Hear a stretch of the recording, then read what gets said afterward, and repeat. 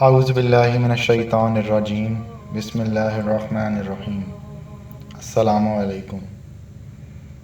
صبح سورج طلوع ہونے سے پہلے نیند سے بیدار ہونا، اپنا گرم بستر چھوڑنا، یا پھر سخت گرمی میں ایئر کنڈیشن کمرے سے نکلنا، تو کبھی مصروفیت میں سب کچھ چھوڑ کر ساری دنیا کو ٹھکرا کر اٹھ جانا، اور پھر شام میں سفر واپسی کے دوران رکنا، آخر میں تھک کر سارے دن کی مصروفیت، کام کاج اور پریشانیوں سے نڈھال ہو جانا، اور ان سب کے باوجود پھر ایک دفعہ نماز کے لیے اٹھنا۔ کیا یہ ایک آسان کام ہے؟ کیا اس پرفتن دور کے اندر اپنی نماز کی حفاظت کرنا آسان ہے؟